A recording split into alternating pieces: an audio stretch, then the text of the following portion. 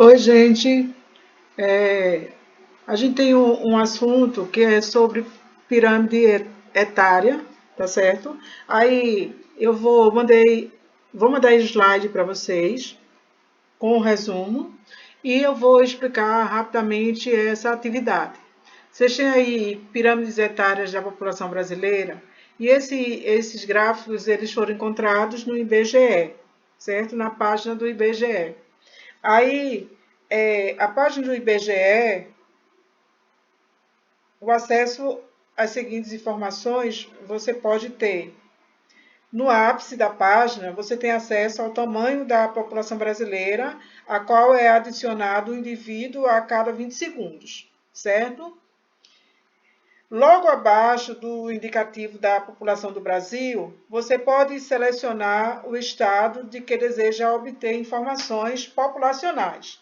Após selecionar a unidade federativa, a página do IBGE gera dados sobre ela, como pirâmide etária, né, tamanho populacional, taxa de crescimento, evolução dos grupos etários, população total e percentual de homens e mulheres. Taxas de natalidade e mortalidade, expectativa de vida, taxa de mortalidade infantil, fecundidade e razão entre jovens e idosos. Os dados apresentados se referem ao período 2000 até 2030. No caso da pirâmide etária, é possível selecionar o ano entre 2000 e 2030, de que se deseja saber a estrutura etária, né? Essa a pirâmide, esse gráfico, ele representa a quantidade de indivíduos que pode ter uma população. No caso aqui, a população brasileira, certo? Na faixa, de acordo com a faixa etária, né? De jovens, idosos, se a população de jovens está aumentando ou diminuindo, o controle de natalidade, está havendo controle de natalidade ou de mortalidade. É interessante visualizar esses dados. Aí, esse diagrama permite apresentar dados apenas do Brasil, né, do estado selecionado ou de ambos. Ao clicar em animar, o site apresenta uma animação das pirâmides etárias ao longo dos anos. Esse conteúdo ele tem uma certa relação com a disciplina de geografia, que estuda mais detalhadamente a estrutura e a dinâmica etária da população brasileira, certo? Aí a gente tem um encontro da biologia com geografia, que uma situação interdisciplinar, desculpa.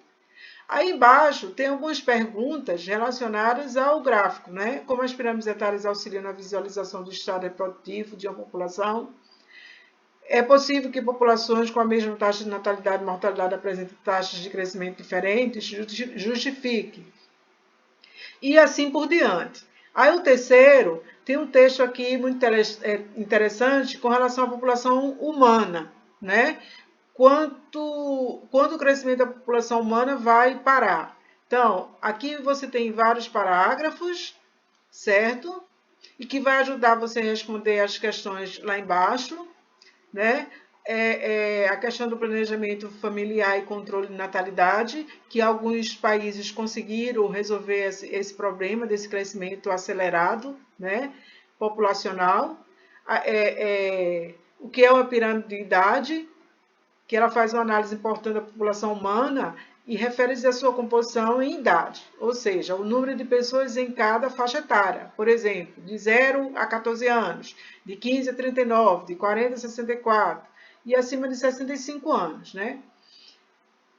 A distribuição dos indivíduos de uma população por faixa de idade. Aí aqui a gente tem as representações, né, dessas pirâmides, tá certo? E as questões relacionadas com os parágrafos acima.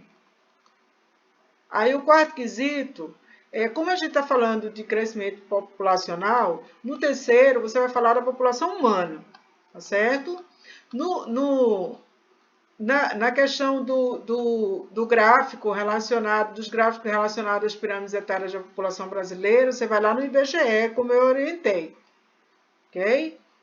E o terceiro quesito, como a gente está falando de crescimento populacional, né, a gente também pode inserir o contexto aí de extinção, né? Aí tem um texto, o ser humano e a extinção dos grandes mamíferos, aí, que vai servir para você responder algumas questões lá embaixo, tá certo? É interessante o texto também, né? Para você fazer essa analogia, né? Se o ser humano é responsável, também é responsável pela extinção de espécies, como a gente está falando, tem alguns fatores que influenciam no crescimento ou na diminuição de uma espécie, né? Até que ponto o ser humano está envolvido, né, na questão dessa diminuição e para chegar até a uma extinção, que aconteceram, né, já na nossa história, certo? Aí aqui tem 3 questões para vocês resolverem. A atividade pode ser em dupla, tá bom? E tudo de bom para vocês. Qualquer dúvida, podem tirar na próxima aula de tirar dúvidas e na revisão. Tá certo, gente?